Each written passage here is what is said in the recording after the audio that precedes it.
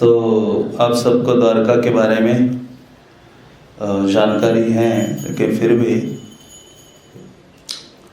अपनी शुद्धि के लिए हम चर्चा करेंगे इस अद्भुत धाम की जो महिमा है। तो श्रील प्रभुपाद श्रीमद् भागवतम के एक तात्पर्य में कहते हैं धाम शब्द का क्या अर्थ है।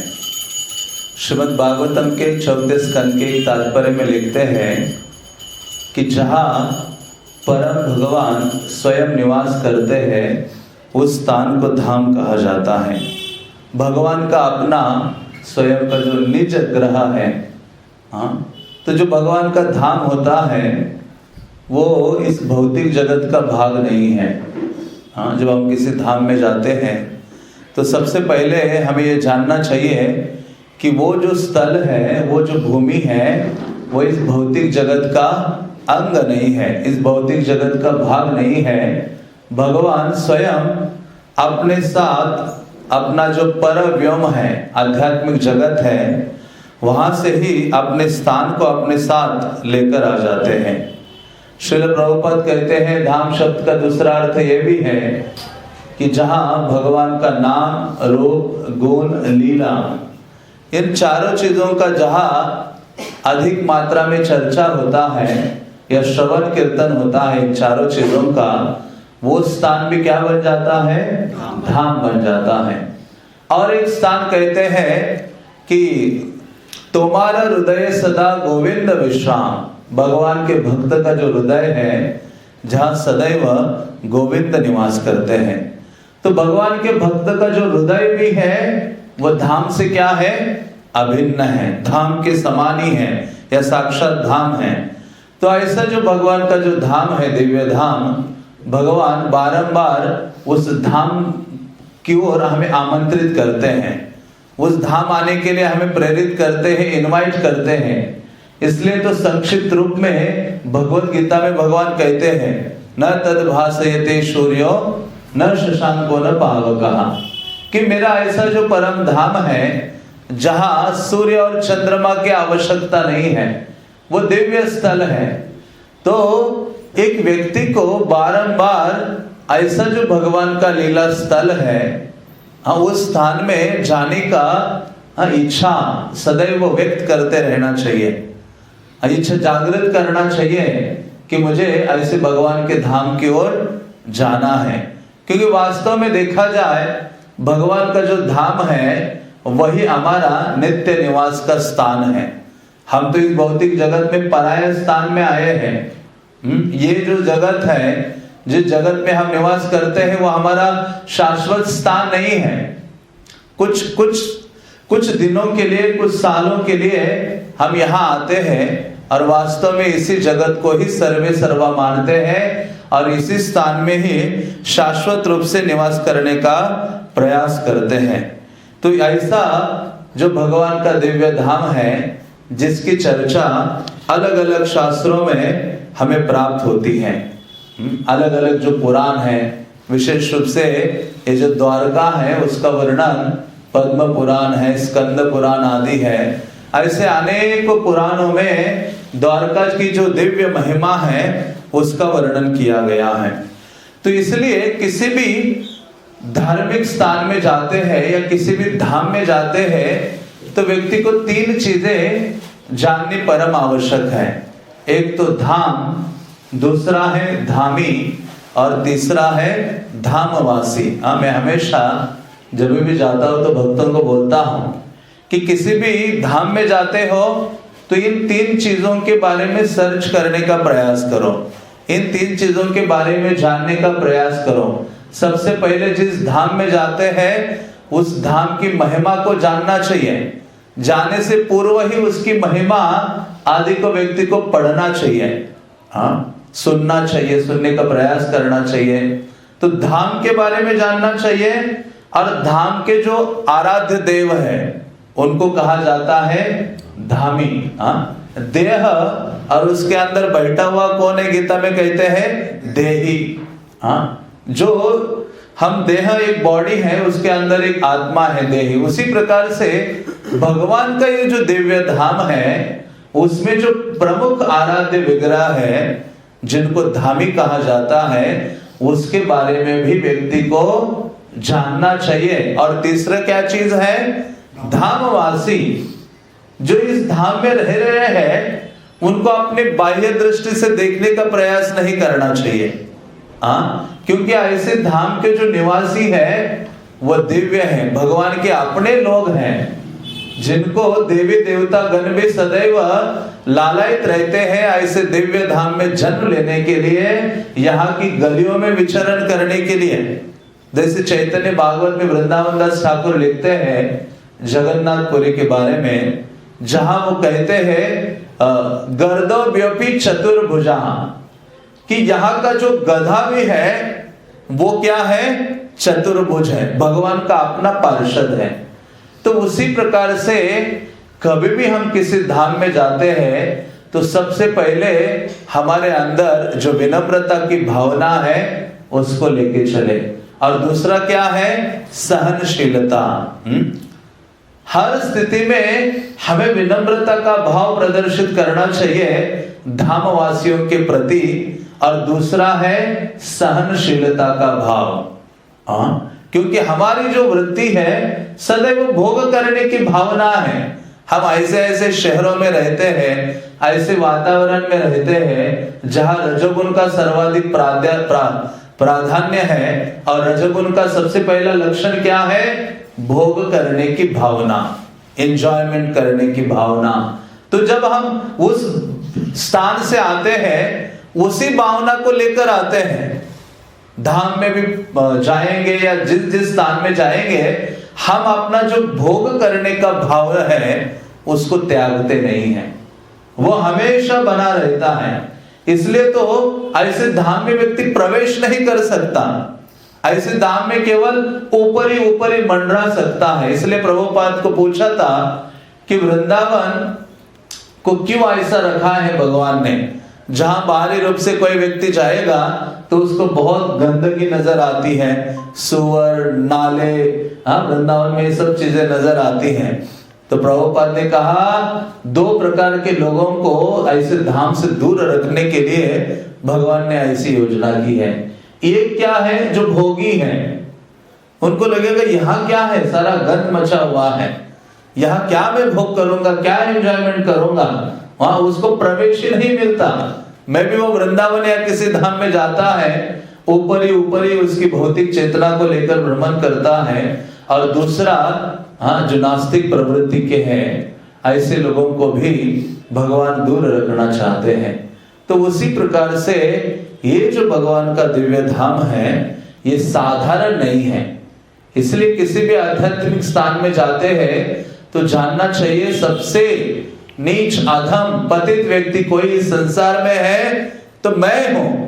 मुझे शुद्धि की आवश्यकता है, मैं पवित्र होना चाहता हूं, इसलिए मैं यहाँ आया हूं, ऐसे धामों में भ्रमण कर रहा हूं। इसलिए भक्तिविनोद ठाकुर कहते हैं गौरा अमार जे सब स्थाने करलो भ्रमण रंगे से सब स्थानी हेरिबो आमी प्रणय भक्त संगे। जहां जहां मेरे चैतन्य महाप्रभु गए हैं, ये चैतन्य महाप्रभु के भक्तगण गए हैं, मैं स्वयं उस स्थान में जाना चाहता हूँ, भ्रमण करना चाहता हूँ ऐसे भक्तों के संग में जिनके हृदय में चैतन्य महाप्रभु और कृष्ण के लिए दिव्य प्रेम की भावना है। तो ऐसे धाम में तभी प्रवेश हो सकता है। इसलिए नरोत्तम दास ठाकुर कहते हैं विषय छाड़िया कबे शुद्ध हवे मन, कबे हमें हेरिबो श्री वृंदावन। जब तक विषय की भावना को दूर नहीं रखेंगे तब तक ऐसे धाम में प्रवेश असंभव है। वो कहते कब वो दिन आएगा मेरे मन और हृदय में इन विषयों को, इंद्रियों के द्वारा इन विषयों को भोगने की भावना दूर हो जाएगी, तब चाहे मुझे प्रवेश हो सकता है। और वास्तव में धाम में प्रवेश केवल आध्यात्मिक गुरु की कृपा से होता है। तो इसलिए शास्त्र कहते हैं आध्यात्मिक गुरु की आज्ञा का उल्लंघन करके कोई धाम यात्रा भी करता है तो उसको धाम आदि में प्रवेश नहीं है।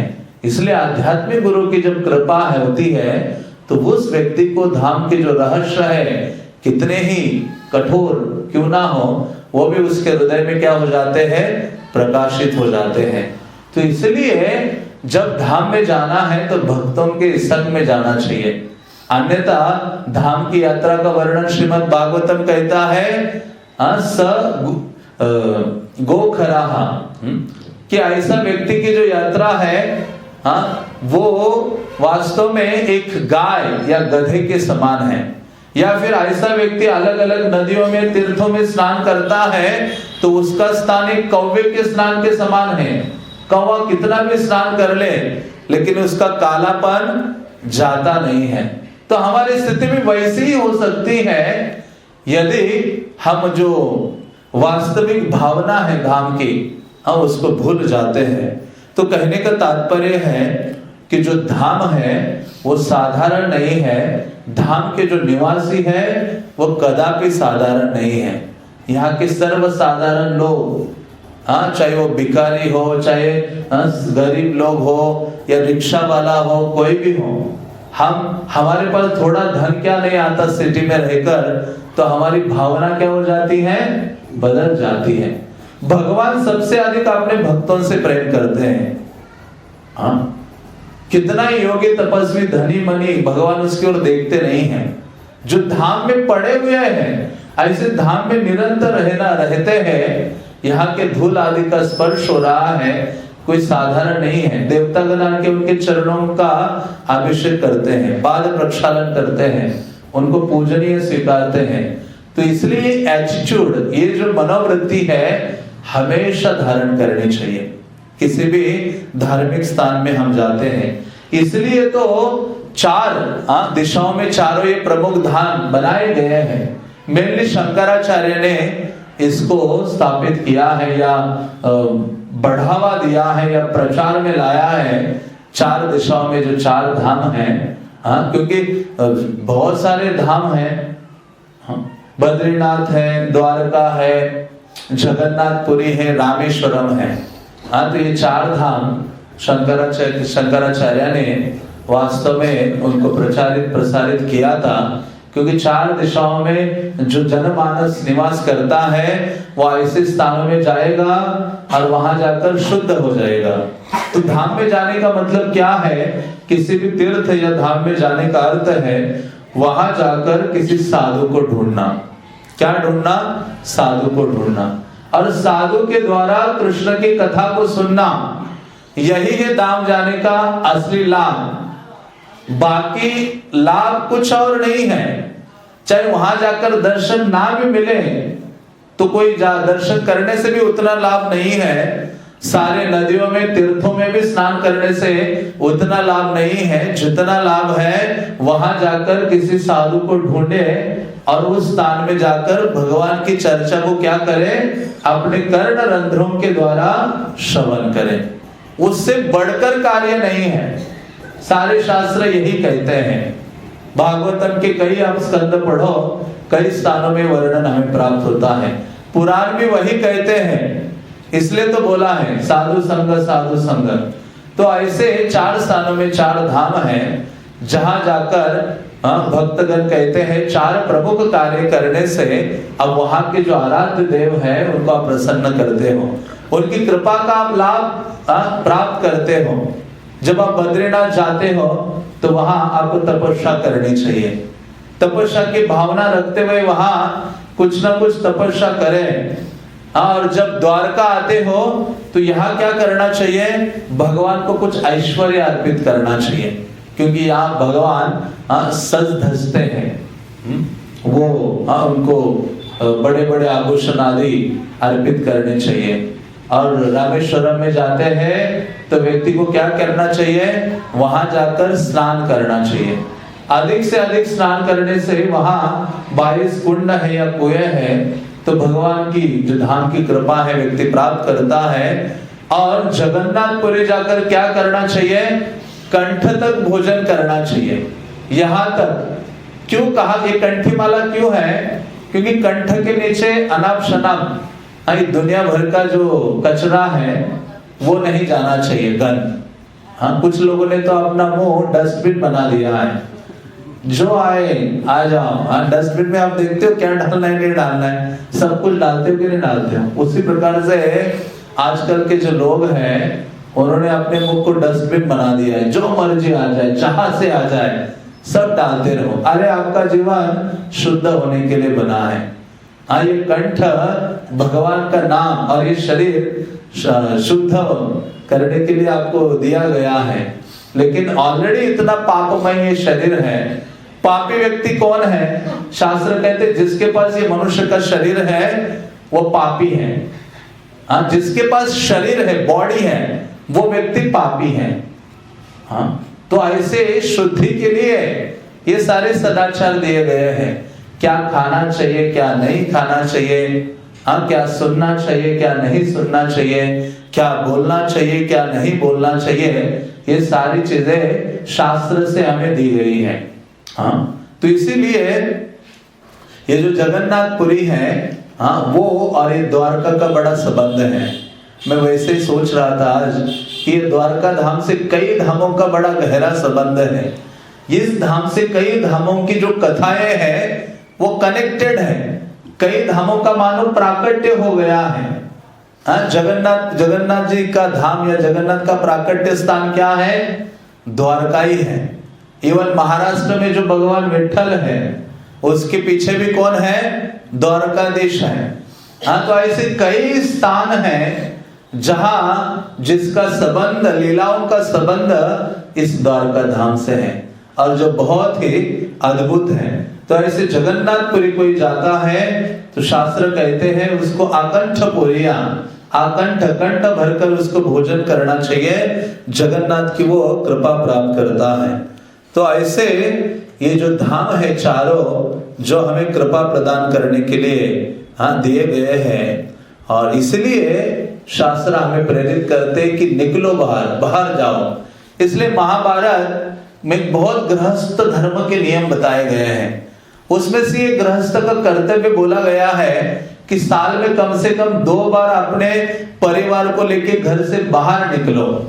क्यों कहा गया है घर से बाहर निकलने के लिए?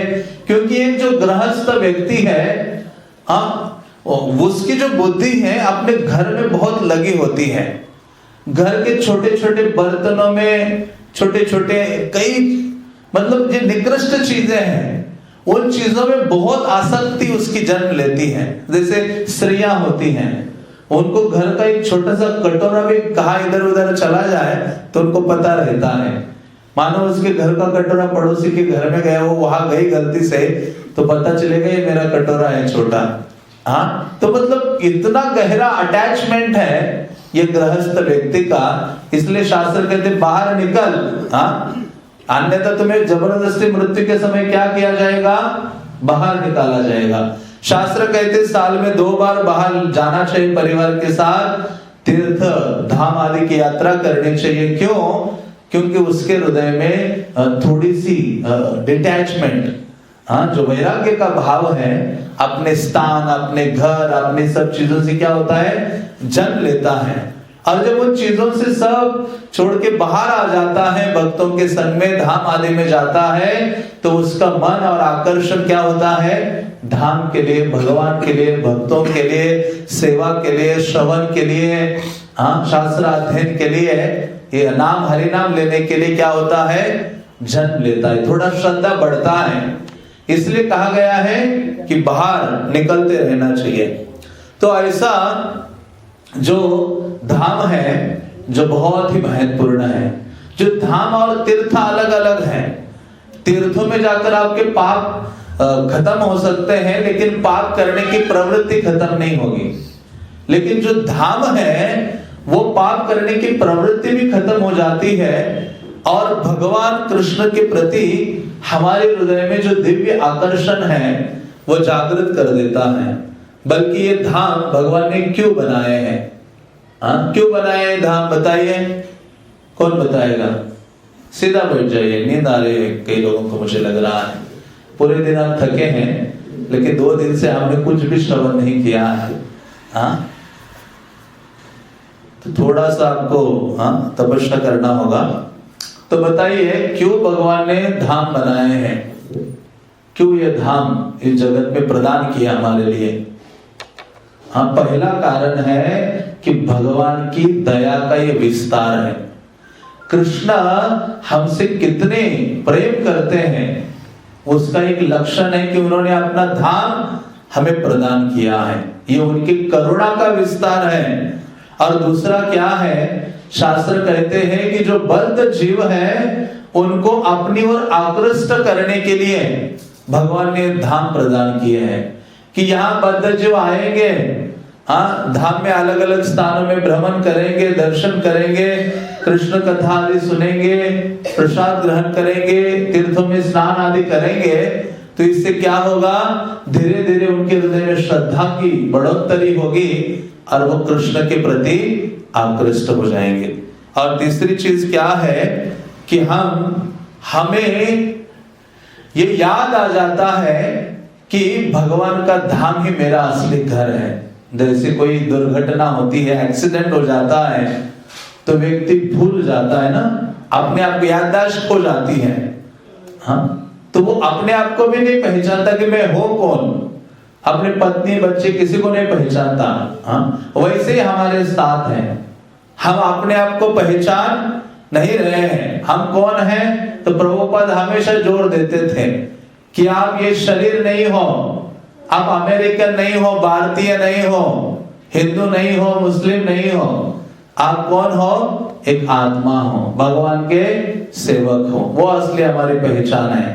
तो इस जैसे याददाश्त किसी की खो जाती है तो बारंबार उसको उसके पत्नी बच्चे घर आदि का फोटो दिखाया जाता है, बोला जाता है, तो धीरे धीरे धीरे उसकी याददाश्त आती कि हाँ ये मेरी पत्नी थे, बच्चे थे, ये मेरा घर है, ये मेरा स्थान है। उसी प्रकार से हम याददाश्त वापस आ जाती है हमारी जब धाम आते हैं। हाँ, तो भक्त लोग बोलते रहते, अरे ये तुम आत्मा हो, ये तुम्हारे स्वामी हैं, तुम सेवक हो, तुम्हारा ये धाम है। तो धीरे धीरे हम यह अनुभव कर पाते हैं कि भगवान का जो ये स्थान है ये वास्तव में मेरा असली घर है। इसलिए प्रभुपाद कहते हैं एक व्यक्ति को सदैव ईगर होना चाहिए, लालायित होना चाहिए अपने जीवन में भगवान के धाम वापस जाने के लिए। वापस जाने के लिए सदैव उसको तैयार होना चाहिए। तो ऐसे धाम में हम आते हैं, तो ऐसे धाम में आकर बहुत तीव्र गति से हमारी जो धूमिल चेतना है, हाँ, जो कीचड़ युक्त पानी होता है ना, कितना गंदा होता है, हाँ, तो उसी प्रकार से हमारी चेतना कीचड़ युक्त हो गई है, मलिन हो गई है।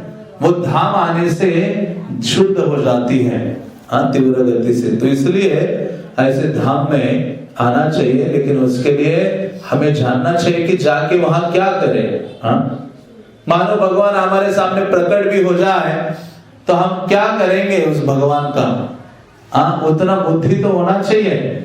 एक बूढ़ी औरत थी, प्रभुपाद ने उदाहरण दिया था, एक कथा कि वो जंगल में गई, लकड़ियां इकट्ठा कर दी और उसको रखा, और उसने क्या कर दिया, भगवान आप आ गए हो, हम पहले तो पुकारा भगवान आप आओ, और भगवान आ गए तो क्या, भगवान ये जो लकड़ी का गड्ढा है इसको उठा के मेरे सर में रख दो। कृष्ण कहते मैं द्वारका का राजा हूँ, तुम यहाँ जंगल में आए, आपको पता है मैं क्या कर सकता हूँ, क्या नहीं कर सकता। हाँ, तो कुछ भी उसने का कुछ करो या ना करो, लेकिन मुझे क्या, वो गड्ढा मेरे सर के ऊपर रखो लकड़ी का। वैसी हमारी हालत है। हाँ, हम इस भौतिक बोझा को ढोना चाहते हैं। हाँ, तो ऐसे परम भगवान है, हाँ, जिनके बारे में हमें अधिक से अधिक जानना चाहिए। इसलिए प्रभुपाद कहते हैं सरल साधन है भगवान को अपना बनाने का कि अधिक से अधिक क्या करो, कानून से सुनते रहो भगवान की जो लीला कथा है। तो ऐसा ये जो द्वारका धाम है ये सभी धामों में एक महत्वपूर्ण उसका स्थान है। बल्कि भगवान द्वारका में निवास करते हैं तो उनको पूर्ण कहा जाता है, और मथुरा में कृष्ण निवास करते हैं तो उनको कहते पूर्णतम, और परिपूर्णतम भगवान वृंदावन में होते हैं, जो सभी प्रकार के रसों में वहां अपने भक्तों से आदान प्रदान करते हैं। द्वारका मथुरा आदि में सभी रसों से वो आदान प्रदान नहीं कर पाते। तो परिपूर्णतम जो कृष्ण है, वृंदावन कृष्ण, जो द्वारका में उनका आगमन हो जाता है। तो वो बहुत सारी ऐसी लीलाएं हैं, लेकिन थोड़ा बहुत हम सुनने का या चर्चा करने का प्रयास करते हैं कि द्वारका इस नाम का क्या अर्थ है। तो शास्त्रों में, पुराणों में अलग अलग अर्थ बताए गए हैं द्वारका के लिए। जैसे द्वारका, इसको यदि आप विच्छेद करते हैं, द्वार मीन्स दरवाजा, और का अर्थ है ब्रह्म, मतलब परम भगवान। तो इसको कहते हैं गेटवे ऑफ मोक्षा, कि ये जो द्वारका है ये गेटवे है आध्यात्मिक जगत में जाने का, ये द्वार है, परम ब्रह्म की ओर जाने का ये द्वार है, इसलिए इसका एक नाम द्वारका है। बल्कि एक चीज हमने सुने थे कि एक बार गोपिकाएं एक महल में थी। कई बार ऐसे कहा जाता है कि गोपिकाएं तो आई थी द्वारका, गर्ग संहिता पुराणों में वर्णन आता है। तो ये गोपिकाओं को एक बड़े महल में निवास प्रदान किया था, एक स्थान में।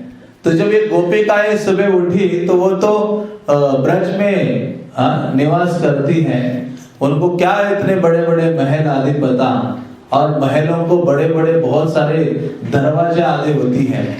तो ये गोपिकाएं उठती हैं और सुबह पुकारने लगती हैं, द्वार मतलब दरवाजा कहाँ है, दरवाजा कहाँ है।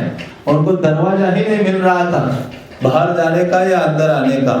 तो इसलिए भी है, इसको हम भक्तगण कहते हैं कि इस कारण से भी द्वारका कहा जाता है। तो ऐसे द्वारका के शास्त्रों में कई नाम हैं।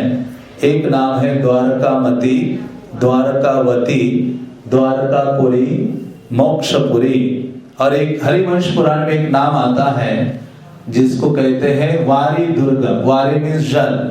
तो जल के अंदर जो भगवान ने अपने भक्तों के लिए दुर्ग बनाया, इसलिए इसको वारी दुर्ग कहा जाता है। और एक स्थान ये भी है, एक नाम ये भी है पुराणों में, उदधि मध्य स्थान, उसको कहते हैं उदधि मध्य स्थान। मतलब जो समंदर के बीच में स्थान है उसको उदधि मध्य स्थान कहते हैं। और इस स्थान को कुशस्थली या स्वर्ण द्वारका भी कहा जाता है। तो ऐसे द्वारका का प्राकट्य बहुत ही अद्भुत कथन है कि किस प्रकार से ये द्वारकापुरी का प्राकट्य हुआ है, कैसे ये स्थान अस्तित्व में आया। तो गर्ग संहिता में वर्णन आता है, गर्गाचार्य ने ये ग्रंथ लिखा था जिसमें नारद और बहुलाश्व हैं, राजा बहुलाश्व, उन दोनों का संवाद आता है। राजा बहुलाश्व प्रश्न पूछा करते हैं नारद को, और नारद हमेशा उत्तर देते हैं, अलग अलग उनके प्रश्नों को उत्तर प्रदान करते हैं। तो बहुलाश्व ने पूछा था कि ये जो द्वारका है इसका प्राकट्य कैसे हुआ था, कैसे ये अस्तित्व में आया था। तो नारद मुनि कहते हैं कि जो भी व्यक्ति द्वारका के बारे में सुनेगा तुरंत ही उसका जो हृदय है वो शुद्ध हो जाएगा निश्चित रूप से। तो वो कहते हैं, नारद मुनि ने एक पुरातन इतिहास वर्णन करना शुरू किया राजा बहुलाश्व को। आप एक चीज देखो कि शास्त्रों में हमेशा कोई ना कोई व्यक्ति प्रश्न पूछता है, और जो उन्नत भक्त है वो क्या करते हैं, उसका उत्तर प्रदान करते हैं। और पर प्रश्न पूछने वाले ऐसे अरे गहरे व्यक्ति नहीं है, बड़े बड़े विद्वान राजागण। देखो श्रीमद् भागवतम में कौन से राजा प्रश्न पूछ रहे हैं, परीक्षित महाराज है। भगवत गीता में कौन सा राजा प्रश्न पूछ रहा है, अर्जुन है। तो ऐसे पुराणों को ले लो, संहिताओं को ले लो, इतिहास आदि को ले लो, सब में ये जो बड़े बड़े व्यक्ति हैं, वो भगवान के बारे में, धाम आदि के बारे में सुनना चाहते हैं। वो अपने आचरण से सिखाते हैं, विनम्रता का भाव धारण करके, परिप्रश्नेन सेवया उपदेक्षन्ति ते ज्ञानम ज्ञानिनः तत्वदर्शिनः। तत्वदर्शी व्यक्ति फिर उनको उपदेश करते हैं। तो ऐसा स्थान ये राजागण लेते हैं। एक विनम्रता का स्थान, और वो सुनने की लालसा रखते हैं। और उनकी कृपा से वास्तव में ये सारे जो जानकारी है, ये सारे ग्रंथ हमें प्रदान हुए हैं। तो नारद मुनि बहुलाश्व को कहते हैं कि मनु के जो पुत्र थे शर्याती, जो बहुत बड़े चक्रवर्ती सम्राट थे, जिन्होंने इस पृथ्वी पर लगभग 10,000 साल राज्य किया, और उनके 3 पुत्र थे। एक थे उत्तान, बरही, अनर्त और भूरिश्रव। तो ऐसे 3 जो पुत्र थे, इन्होंने राजा ने क्या किया, इन तीनों को, जो शर्याती है, उन्होंने इन तीनों को 3 दिशाओं का राज्य प्रदान कर दिया। जो उत्तम बरही थे उनको पूर्व दिशा का राज्य दिया, और जो अनर्त थे उनको पश्चिम दिशा का राज्य दिया, जो भूरिश्रव थे उनको दक्षिण दिशा का राज्य दिया। और उस राजा ने, शर्याती ने कहा कि ये मेरी पृथ्वी है, इसका आप धर्म पूर्वक पालन करो, क्योंकि मैंने इसको अपने बल पूर्वक अर्जन किया है, इसको प्राप्त किया है, और तुम लोग इसका अच्छी तरह से ध्यान रखो या इसका पालन करो। तो ऐसे जब बोला था शर्याती ने, तो शर्याती राजा के दूसरे पुत्र थे जिनका नाम था अनर्त। उन्होंने कहा, और उनके दूसरे पुत्र ने देखा कि मेरे पिता को घमंड आ गया है, वो सोच रही है पृथ्वी मेरी है, मैंने पालन किया है। हमें भी होता है ना, थोड़ी सी अचीवमेंट्स होती है तो हम अहंकार वश कहते हैं मैं ये हूं, मैं वो हूं, मुझ में ये योग्यताएं। तो वैसे ही शर्याती ने कहा ये मेरा पृथ्वी है, लेकिन उसका दूसरा बेटा उनको कहता है अनर्त कि ये आपकी पृथ्वी नहीं है, ना आप पालन करने योग्य हो, ना आपने इसका अर्जन किया था। वो कहते हैं आप अपने आप को समझते हो कि आप बलशाली हो और आपने इस बलपूर्वक इस पृथ्वी का अपना बनाया है। वो कहते हैं नहीं, ये पृथ्वी तो परम भगवान कृष्ण की है, वही एकमात्र पालक है इस पृथ्वी के, और वही सबसे अधिक बलवान है, वही सृष्टि करता है। और उन्होंने कहा उनके भय से ही चंद्रमा उदित होता है, सूर्य उदित होता है और अस्ताचल को जाता है। वातो वहति मद भयान, कि ये जो हवा है मेरे भय से बहती है। इस प्रकार से उन्होंने कहा कि आपको अहंकार हुआ है हे पिता, आप क्या करो, इस अहंकार को छोड़ो और जाकर थोड़ा भजन करो, तो आपका अहंकार थोड़ा कम हो जाएगा। तो जब राजा शर्याती ने ये सुना, तो ऐसे वाक्बान, मतलब जो मुख से बोले गए शब्द हैं, ये बाणों से भी अधिक शक्ति संपन्न है। जो बाण मारो तो एक समय में मर जाएगा व्यक्ति, और बाण को तुरंत निकाल सकते हो, लेकिन ऐसे वाणी के जो बाण है वो अत्यधिक कठिन है, अत्यधिक कष्टदायक है। तो इतने घायल हो गए उन बाणों से, राजा जो शर्याती थे उन्होंने क्रोध में आकर बोला कि हे मेरे पुत्र खोटी बुद्धि वाले, तुम तो एक बड़े गुरु के समान मुझे उपदेश दे रहे हो। कहा कि जहां तक मेरी भूमि है, ये मेरा राज्य है, वहां तुम निवास मत करो, और जिनकी तुमने आराधना की है क्या वो तुम्हें भूमि दे सकते, और भी इससे अधिक पृथ्वी दे सकते हैं। तो इनको गुस्सा आता है। जो अनर्त थे उनके जो पुत्र शर्याती के, तो ये अनर्त कहते हैं जहां तक आपका राज्य, आपकी पृथ्वी है, उस पर मैं वास नहीं करूंगा, निवास नहीं करूंगा। और ऐसे जो अनर्त थे उन्होंने 10,000 साल तक तपस्या की, और परम भगवान प्रकट हो जाते हैं। जैसे भगवान को देखते हैं, कृष्ण को देखते हैं, तो वो रोमांचित हो जाते हैं, गदगद हो जाते हैं, और हाथ जोड़कर उनको प्रणाम करते हैं, स्तुति आदि करते हैं, और भगवान को कहते भगवान, मुझे तो अपने पिता ने यहाँ पूरा पृथ्वी से ही वार कर दिया है, मुझे और दूसरा लैंड चाहिए, भूमि दे दो आप मुझे, जहां मैं निवास कर सकूंगा। तो भगवान कहते कि अरे इस संसार में दूसरी पृथ्वी कहाँ आएगी, ये एक ही पृथ्वी है। हाँ, तो भगवान कहते मैं तुम्हारी भक्ति और सेवा से संतुष्ट हूं और मैं क्या करूंगा, ये पृथ्वी क्या है, मैं अपने वैकुंठ का एक टुकड़ा, वैकुंठ को तोड़ दूंगा, थोड़ा सा एक टुकड़ा लेकर उसका जो लंबा चौड़ा कितना 100 योजन लंबा चौड़ा जो भूखंड है वो तुम्हें प्रदान करता हूं, जो निर्मल और शुभद है। हाँ, वो उसको लेकर आप उस पे निवास करो। तो भगवान ने क्या किया, हाँ, वैकुंठ का जो भूखंड है, वैकुंठ का कोई पार्ट तोड़ दिया और उस भूखंड को लाए और वो इनको अनर्थ को, अनर्थ को प्रदान किया और उसको यहाँ उन्होंने रख दिया इस स्थान पे और नीचे समंदर के बीच में रखा और सुदर्शन की नींव बनाई जिसके ऊपर उस भूखंड को स्थापित कर दिया। तो ये द्वारका का क्या है, मूल उत्पत्ति है कि ये स्थान इस पृथ्वी का भाग नहीं है। हमें लगता होगा जो वैकुंठ है, लेकिन उसके लिए अभी हमें कहाँ हमारी आंखें देखती है वैकुंठ को, हमें सब जगह कुंठा नजर आती है, उसके लिए तो दिव्य चक्षु चाहिए। हाँ, जैसे अर्जुन ने भी भगवान से मांगे थे, ददामी ते दिव्य चक्षु, क्या आप मुझे दिव्य चक्षु दीजिए, और उनके देने के बाद भगवान के दिव्य विश्व रूप को देख पाए।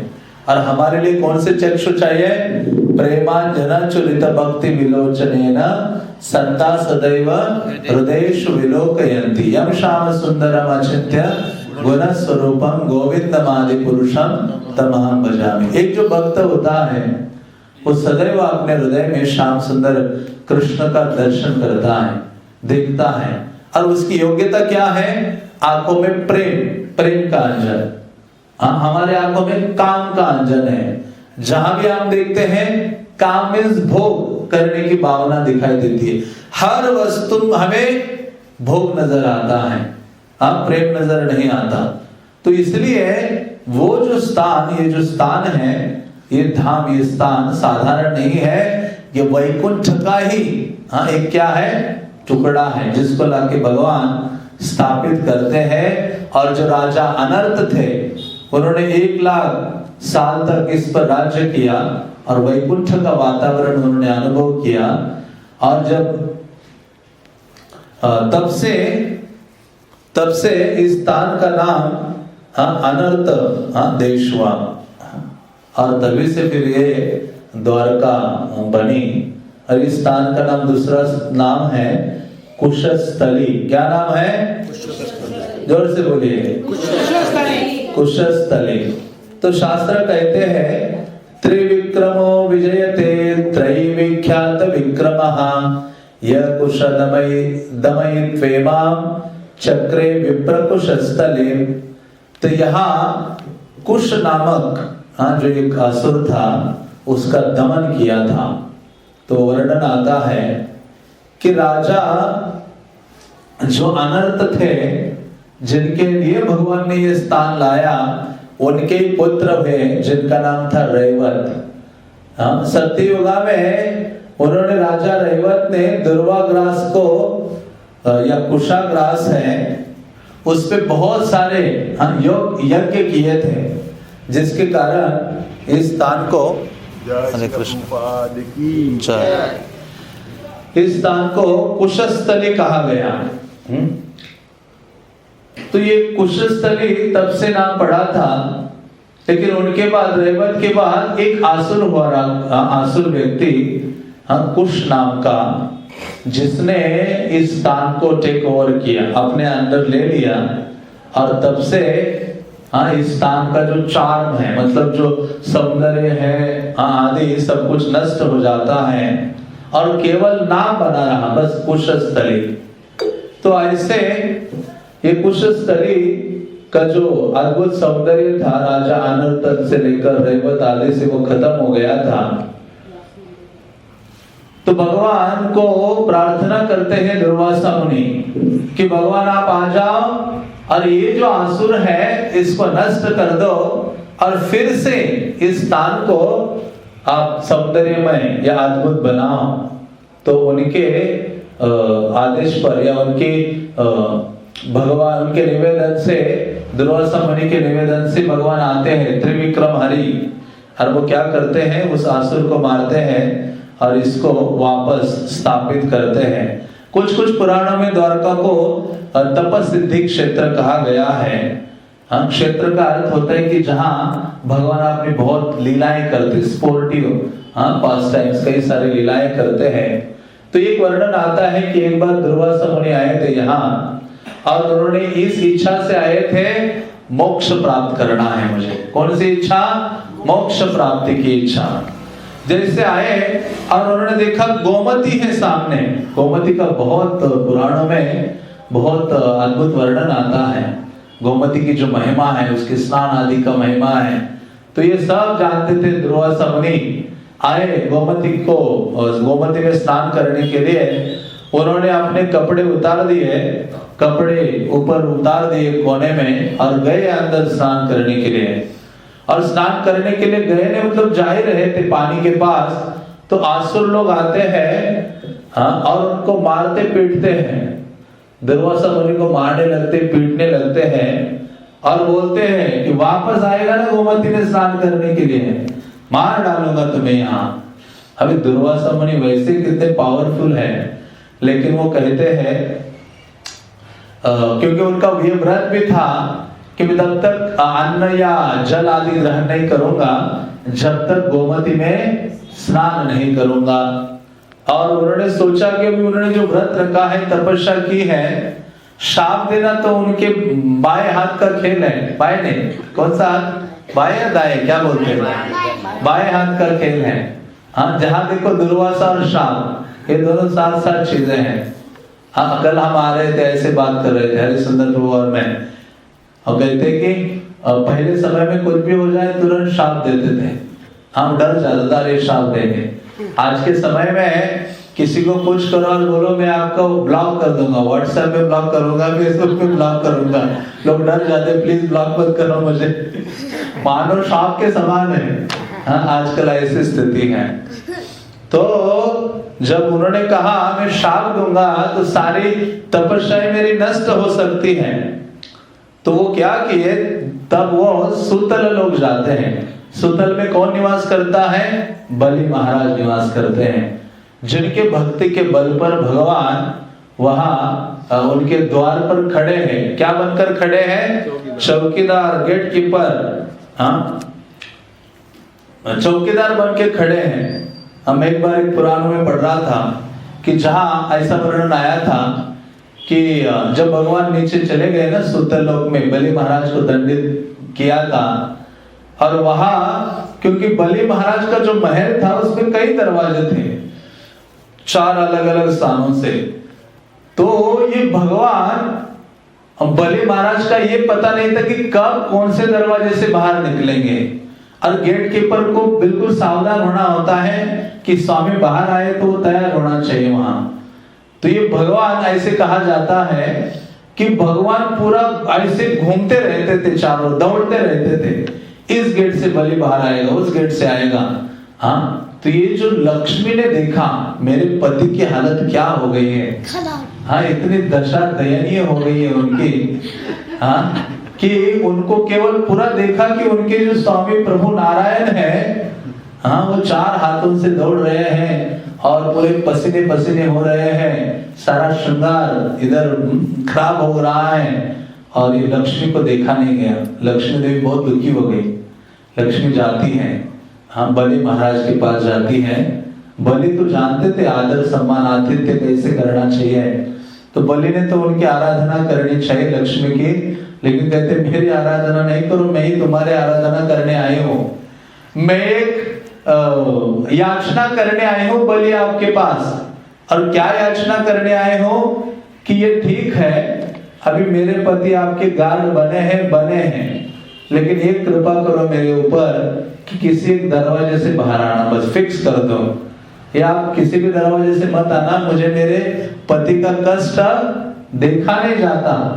हाँ, तब से बलि महाराज ने कहा मैं बस एक ही दरवाजे, पूर्व का जो दरवाजा है सुंदर लोक में उनका जो महल है, बस वहां से आऊंगा। तो नारायण वहां खड़े हैं, विष्णु वहां खड़े हैं उनकी सेवा के लिए।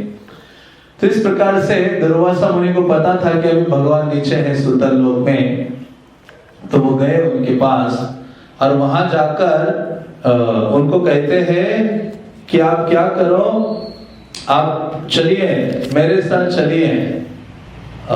तो फिर भगवान ने कहा ठीक है, मैं चलता हूँ तुम्हारे साथ। तो भगवान सुतल लोक से दुर्वासा मुनि के साथ यहाँ आए और दुर्वासा को कहा, दुर्वासा जाओ गोमती की ओर, स्नान करो, उन राक्षसों को, आसुरों को मैं देख लेता हूँ।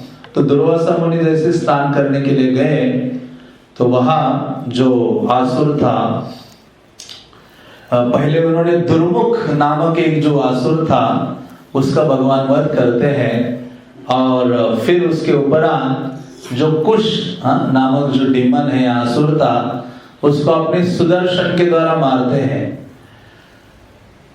तो मारते थे, जैसे उसका गला काट देते थे तो वह तुरंत जीवित हो जाता था। और फिर भगवान ने क्या किया, देखा नहीं इसको मारता हूं फिर भी जीवित हो जाता हूं, मारता हूं जीवित हो जाता हूं। फिर मार दिया और उसके ऊपर उन्होंने क्या किया, शिवलिंग को स्थापित कर दिया। और इसलिए वो शिवलिंग है वहां कुशेश्वर महादेव, जिनका दर्शन प्राप्त होता है। फिर बाकी दैत्य आदि भी भाग जाते हैं और तब से भगवान त्रिविक्रम हरि, द्वारका में उनका जो रूप है, इवन वो मंदिर में त्रिविक्रम हरि के रूप में उनको जाना जाता है। तो ऐसे ये द्वारका विशेष विशेष स्थली है। और भगवान कृष्ण अवतरित होते हैं भूभारण हराय, भूभार को हरण करने के लिए, जैसे आप देखते हैं। तो लेकिन द्वारका में भगवान आते हैं, जिसका वर्णन हमने पिछले क्लास में भी किया था। भगवान क्योंकि जब भगवान कृष्ण वृंदावन से मथुरा आए और मथुरा आकर कुवलय, पीड़, फिर उसके बाद सारे जो चाणूर, मुष्टिक आदि का वध किया, फिर कंस अपने मामा जी को भी मार डाला उन्होंने। और कंस की जो पत्नियां थी अस्ति और प्राप्ति, अस्ति प्राप्ति ऐसे कुछ नाम था, वो जरासंध की बेटियां थी। जरासंध की वो कन्याएं थी अस्ति और प्राप्ति। तो वो रोते रोते गई अपने पिता के पास कि ये कृष्ण ने हमारे पति का वध किया है। तो कंस फिर निकलता है हजारों सेना को लेकर, और उस दिन चर्चा की थी, सुना था कि 17 बार भगवान पराजित करते हैं, भगवान उनको पराजित करते हैं जरासंध को। तो ऐसे जरासंध को पराजित भगवान ने किया, बल्कि बलराम कहते हैं इसको एक क्षण में मार ही डालो ना, पहली बार मार देना चाहिए, हर बार क्यों आप बुला रहे हो उसको, हर बार चांस क्यों दे रहे हो। भगवान ने कहा मेरा काम है भूभारण हरण करना, भूभार कम करना, ये अच्छा है। सब जगह से सारे आसुरी शासकों को, राजाओं को इकट्ठा करके लाता है, यहाँ मैं होलसेल किलिंग करता हूँ, होलसेल के भाव में इनको मारता हूँ, मेरे लिए आसान है। अलग अलग प्रांतों में कहाँ जाओ बलराम में। तो उस दिन भी सुना था कि जब उन्होंने कहा, भगवान देखा कि 17 बार हो गया और 18वें बार की तैयारी करके आया, तो उन्होंने ब्राह्मणों की पूजा आदि की और ब्राह्मणों को बोला कि मैं क्या करना चाहता हूँ, इनको मारना चाहता हूँ। बल्कि भगवान जानते थे उसी समय 2 इन लोगों ने आक्रमण किया था मथुरा पर। एक तो थे काल यवन, उस दिन हमने चर्चा की थी, और दूसरे थे जरासंध। जब काल यवन आया था, क्योंकि वो गर्गाचार्य के पुत्र है वास्तव में, एक यवन की रानी के गर्भ से उन्होंने पुत्र को जन्म दिया था कि ये यदुवंशी भयभीत होंगे, ऐसा एक महान एक आसुर राजा आएगा कालयवन। तो कालयवन जब आए तो भगवान ने सोचा कि ये मेरे मथुरा वासियों को क्या है, इससे बहुत भय है। तो इसलिए ऐसे कहा जाता है कि भगवान ने क्या किया, उसी समय उनको सुरक्षित रखने के लिए, अपने मथुरा वासियों को सुरक्षित रखने के लिए, और देखा कि काल यवन को मैं पराजित करूंगा या मारूंगा या उससे मेरे मथुरा वासियों को भय है, इसलिए भगवान उसको मथुरा से दूर ले गए। और भगवान जानते थे कि ये इसको दूर ले जाऊंगा उसी समय जरासंध भी आने वाला है। तो मतलब मथुरा वासियों को लिए भय है दोनों राजाओं से, इसलिए भगवान ने जिस दिन या जिस रात्रि को कालेवन आक्रमण करने वाला था मानो कल, तो आज ही रात में भगवान ने क्या किया, द्वारका का पुनर्निर्माण किया।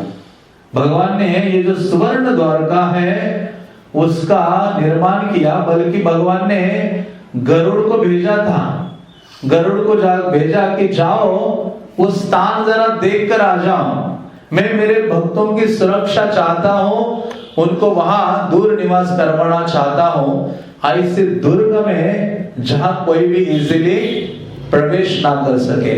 तो भगवान ने उसी रात्रि को क्या किया, गरुड़ को भेजा और विश्वकर्मा को भी ये आदेश दिया कि आप जाकर एक ऐसे नगरी का निर्माण करो, सुवर्ण नगरी का, जो आठों दिशाओं से सुरक्षित हो। तो विश्वकर्मा जाते हैं, सुंदर भव्य नगर का निर्माण कर देते हैं कुछ ही क्षणों में, कुछ ही समय में। और जब मथुरावासी सारे सो रहे थे, उसी समय भगवान उनको ट्रांसफर करते हैं, पूरा मथुरा खाली कर देते हैं।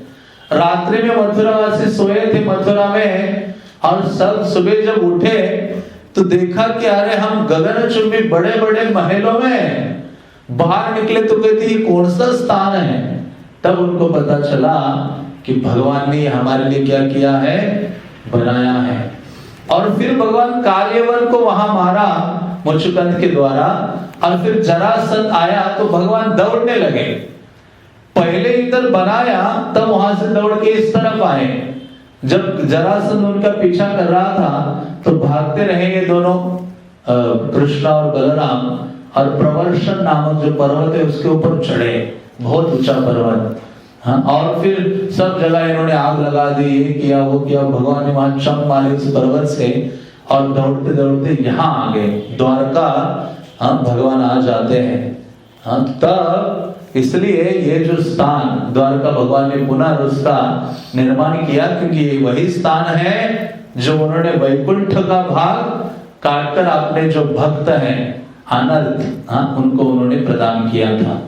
तो ऐसा ये दिव्य स्थल है जहाँ भगवान सदैव निवास करते हैं। तो भगवान जब उस पर्वत से जंप मारे और भागे, इसलिए भगवान का नाम क्या पड़ा, रणछोड़राय, रणछोड़राय के। तो ऐसे भगवान का विशेष यह है स्थल है। बल्कि ऐसे कहा जाता है कि क्यों भगवान द्वारका आते हैं इतने जल्दी। तो आचार्यगण ये भी कहते हैं कि कुछ ही दिनों के पश्चात ये रुक्मिणी उनको लेटर भेजने वाली थी, आमंत्रण देने वाली थी कि आप आओ और मुझे लेकर चलो। वो इतना दूर मथुरा मुश्किल था उसके लिए, ये द्वारका उसके लिए नजदीक था। जो महाराज भीष्म की जो कन्या थी, तो भगवान इस प्रकार से द्वारका का निर्माण करते हैं और यहाँ अपने भक्तों के साथ रहते हैं। तो कोई भी भगवान के जो कार्य होते हैं, लीलाएं होती है, उसके दो अलग अलग कारण होते हैं उसको देखने के। एक होते हैं अंतरंग कारण और दूसरे होते हैं बहिरंग कारण। तो द्वारका का निर्माण क्यों किया, तो आचार्यगण कहते हैं उसके अंतरंग कारण कुछ और है। पहला कारण है कि भगवान अपने जो ब्रजवासी है उनके प्रति प्रेम का प्रदर्शन करना चाहते थे, दिखाना चाहते थे विशेष रूप से श्रीमती राधा रानी के प्रति उनका कितना प्रेम है। इसलिए जब भगवान यहाँ आए द्वारका में, तो यहाँ भगवान को कभी एक दिन ऐसा नहीं गया हो कृष्ण यहाँ रो ना पड़े हो। द्वारका भगवान का क्रंदन क्षेत्र है जहां कृष्ण रोते हैं। किसके लिए रोते हैं, ब्रजवासी, और ब्रजवासी जो भक्त है उनमें सर्वाधिका राधिका सर्वाधिका। चैतन्य चरितामृत कहता है कि राधिका सर्वाधिका है, जो कृष्ण जिनसे अत्यधिक प्रेम रखते हैं, और दूसरा कि सारे जगत को ब्रजवासियों की जो पोजीशन है, जो स्थिति है और ब्रजवासियों का जो प्रेम है उसको दर्शाना चाहते थे। हाँ, राधा रानी का तो है ही टॉप मोस्ट, लेकिन जितने ब्रजजन हैं उनकी भी स्थिति कोई साधारण नहीं है, उनकी स्थिति को भी भगवान दर्शाना चाहते थे। इसलिए यहाँ अलग द्वारका का निर्माण किया, क्योंकि भगवान जानते थे मैं द्वारका में हूँ, यहाँ भक्त है, लेकिन फिर भी मेरे जो मुझसे सर्वाधिक प्रेम और सेवा का भाव रखने वाले भक्त कौन है? वृंदावन के भक्त, ब्रजवासी हैं। और तीसरी चीज है, भगवान ये दिखाना चाहते हैं कि जो अमल प्रेम है, जिस सेवा और प्रेम में थोड़ा भी हेतु नहीं है, ऐसा प्रेम ही मुझे बांधने में सक्षम है, और ऐसा प्रेम केवल ब्रज में है। जो ब्रजवासी ही सक्षम है, कृष्ण को क्या करते हैं? बांध कर रखते हैं। और चौथी चीज भगवान दिखाना चाहते थे कि ब्रज की जो कथाएं हैं, वृंदावन की जो लीला कथा है, वो वास्तव में क्या है? अत्यधिक शक्ति संपन्न है, भगवान के वृंदावन के जो पास टाइम है। इसलिए भगवान यहाँ थे और भगवान ने वृंदावन की लीलाएं सुनी। किसके द्वारा सुनी? रोहिणी के द्वारा सुनी। और सुनकर कृष्ण, बलराम और सुभद्रा क्या बन जाते हैं? जगन्नाथ, बलदेव, सुभद्रा। और वो निवास करते हैं वहां जगन्नाथपुरी में। यहाँ ही रुक्मिणी के महल में भगवान ने सुना था, जहाँ गए थे बेट द्वारका, और भगवान का सुधर्मा सभा यहाँ गोमती द्वारका में।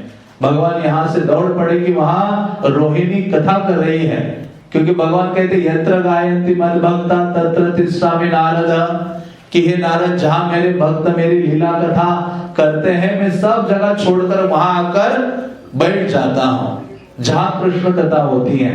तो रोहिणी जब कथा कर रहे थे तो कृष्ण बलराम दौड़े और जाकर सुना। सुभद्रा दरवाजे में खड़ी थी, और सुभद्रा बल्कि इन सारे रानियों ने कहा था कि आप बताइए रोहिणी, आपने तो कृष्ण की ब्रज लीलाओं को देखा है, साक्षात आंखों से देखा है, आंखों देखा हाल आप बताइए।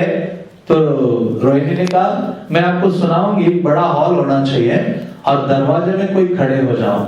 रानियों में से कहा हम सुनने का मौका क्यों गवाएंगे। तो वहां इस सुभद्रा चल के आ रही थी, वहां ना स्कंद पुराण में वर्णन आता है। तो ये रानी कहती कि हे सुभद्रा रुक, सुभद्रा तुम्हें हम ना बहुत अच्छे वस्त्र देंगे, बहुत अच्छी भेंट देंगे, तुम दरवाजे में खड़ी हो जाओ, कृष्ण बलराम आएंगे तो हमें बताओ। कि सुभद्रा छोटी थी सारी रानियों में से, तो वह ऐसी खड़ी हो जाती। कैसे? हाँ, जैसे एक्स का चिन्ह होता है, दो हाथ ऐसे, दो पांव ऐसे, और ऐसी खड़ी हो जाती है। और वो भी कृष्ण लीला सुनने में इतनी तल्लीन हो गई यहाँ द्वारका में, और कृष्ण बलराम आकर उसके दोनों ओर खड़े हो गए बिल्कुल उसको सटकर। इसलिए अब उनके हाथ क्या हो जाते हैं? सुभद्रा के हाथ अब पूरे अंदर चले जाते हैं। सुभद्रा को कोई हाथ नहीं है, हाँ, लेकिन जगन्नाथ बलदेव के हैं, उनके भी थोड़े थोड़े हैं। तो महाभाव में आ जाते कृष्ण लीला को सुनकर, और ये तीनों वहां दरवाजे में प्रकट हो जाते हैं। आंखें बड़ी बड़ी हो जाती हैं, हाथ पांव अंदर चले जाते हैं, और एक टक सुनते जा रहे रोहिणी के मुख से। और उसी समय नारद मुनि का आगमन होता है। नारद कहते जोर से चिल्लाते हैं, मैंने देखा। क्या चिल्लाए नारद? आपने तो कुछ देखा ही नहीं है यहाँ, जोर से बोलिए। इतनी कम आवाज, पता नहीं सबको भूख लगी है क्या? तो नारद ने कहा मैंने देखा कृष्ण को। जब ये तीनों तो ऐसे बिल्कुल अद्भुत स्थिति में थे, और जैसे भगवान के कान में आवाज दिया, अरे मैं कौन चिल्ला रहा है? देखा नारद है, क्योंकि ऐसा स्वरूप प्रकट किया है द्वारका में जो आज तक भगवान ने प्रकट नहीं किया था, और आज तक किसी ने देखा नहीं था, लेकिन नारद ने देख लिया। नारद के बहुत सारे अद्भुत कार्यकलाप है। नारद का काम क्या है? कृष्ण की लीलाओं में फ्लेवर ऐड करना। हाँ, जैसे आप सोचो नारद में तो फ्लेवर नहीं होगा ना, जैसे आइसक्रीम होती है या फिर कोई सब्जी बनाए, आप डिफरेंट मसाले डालते हो ना, फ्लेवर आता है। तो वैसे ही नारद फ्लेवर ऐड करते हैं। तो नारद को ने जब बोला कि मैंने देखा भगवान को, तो नारद क्या देखा तुमने? मैंने वो देखा, आपका ऐसा दिव्य स्वरूप। हाँ, तो भगवान प्रसन्न हो जाते। कहते, कृष्ण कहते कि नारद कुछ मांगो अभी। ऐसी स्थिति में नारद कहते, आपका ये जो दिव्य रूप द्वारका में आपने प्रकट कराया है, ये भूतल पर प्रकट कराई है आपके इस विग्रह के फॉर्म में, जहां आप नित्य रूप से विराजमान रहिए और लोगों को अधिक से अधिक मात्रा में दर्शन प्रदान कीजिए, और जिसके द्वारा लोग अपना जीवन धन्य कर सकते हैं।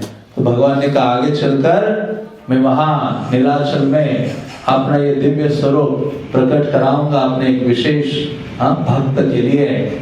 और एक विशेष अंतरंग कारण था, क्योंकि यदि भगवान मथुरा में रहते ना, तो जितने भी आसुरों ने आक्रमण किया था वो वृंदावन को नष्ट कर देते, ब्रजवासियों को मार डालते। पहला उनका अटैक ब्रजवासियों के ऊपर होता, क्योंकि यदि उनको पता चलता कि कृष्ण तो सबसे अधिक ब्रजवासियों से प्रेम करते हैं मथुरा के पास, तो मथुरा पर आक्रमण नहीं करते, सीधा ब्रज पर। इसलिए भगवान ने कहा, मेरे हृदय को कुछ नहीं होना चाहिए, वहां से दूर चला जाऊंगा सेवा के लिए। हाँ, मतलब थोड़ा कष्ट मुझे हो सकता है विरह का, लेकिन मेरे जो ब्रज जन है वो सुरक्षित रहेंगे।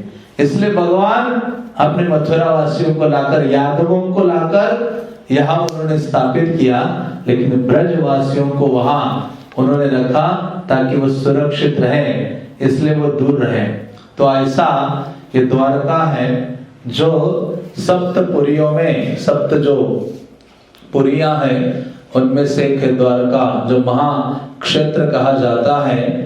यहाँ गोमती द्वारका, पेट द्वारका, मूल द्वारका, ये सब स्थान है। तो और भी कई सारी कथाएं हैं, लेकिन 9 तो बज ही गए हैं,